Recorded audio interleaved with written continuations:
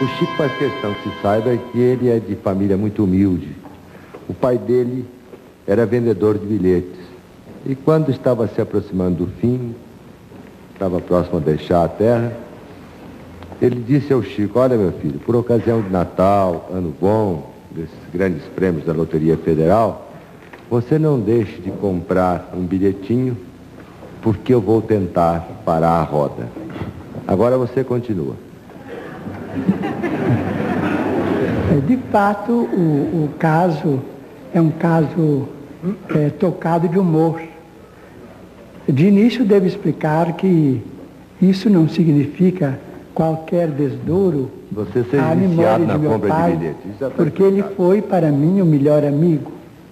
Ele era pai de 15 filhos, 2 famílias, 9 da primeira família, 6 da segunda, e nos tratava a todos na condição de um grande companheiro que nos queria ver muito alegres e muito animados para viver e para trabalhar.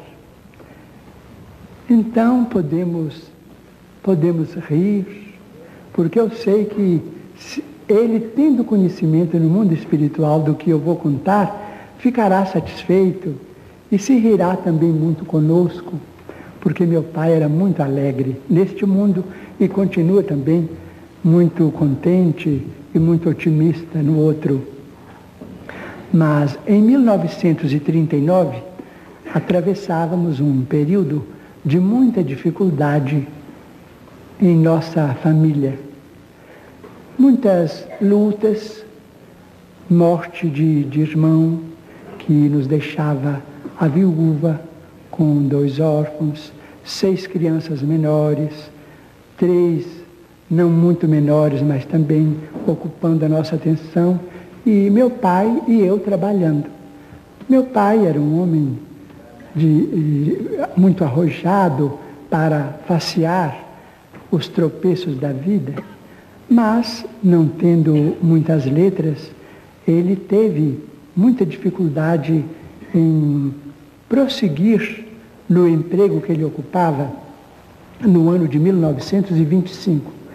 Então, desde essa data, sentindo muita dificuldade para sobreviver como trabalhador, ele se entregou à profissão de cambista, vendia bilhetes de loteria e vendeu bilhetes de loteria por mais de 30 anos consecutivos.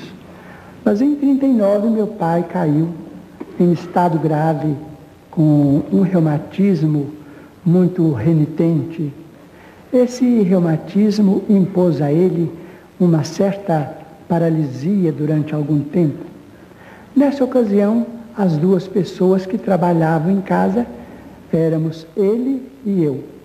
Mas não conseguíamos muita coisa além dos 200 mil réis antes do cruzeiro.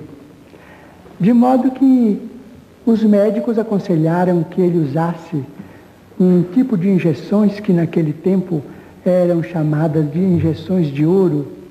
Eu não sei classificar do ponto de vista de farmacologia o termo exato, mas cada injeção custava, naquele tempo, 150 mil réis.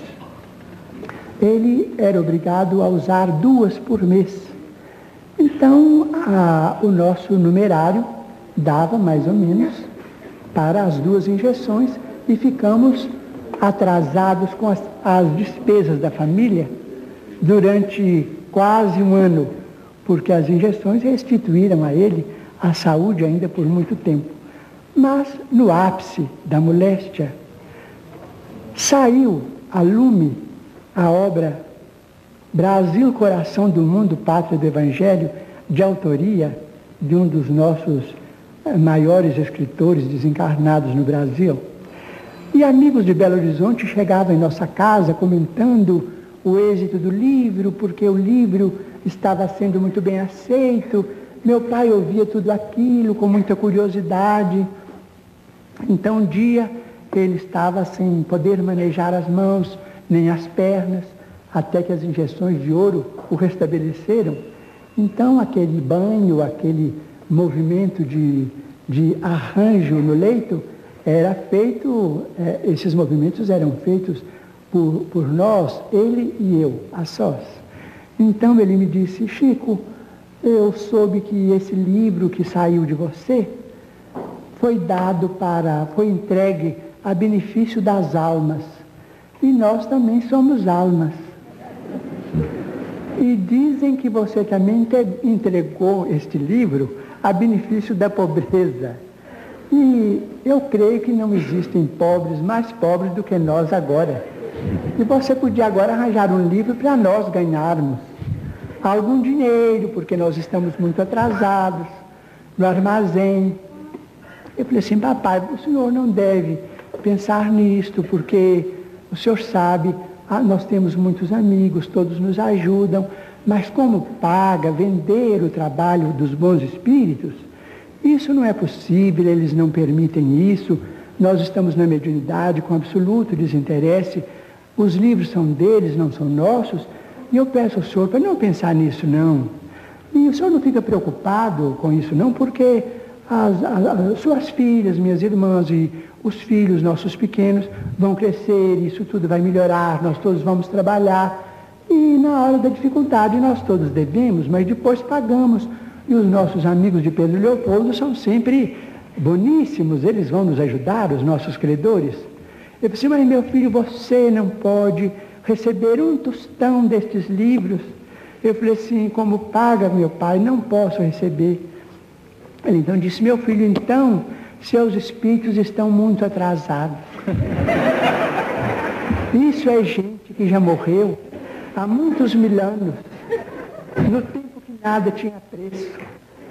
E meu pai, que não entendia bem de literatura, nem deste mundo nem do outro, me disse assim: imagina que eles são tão antigos que em vez de eles assinarem Manuel, eles assinam Emanuel.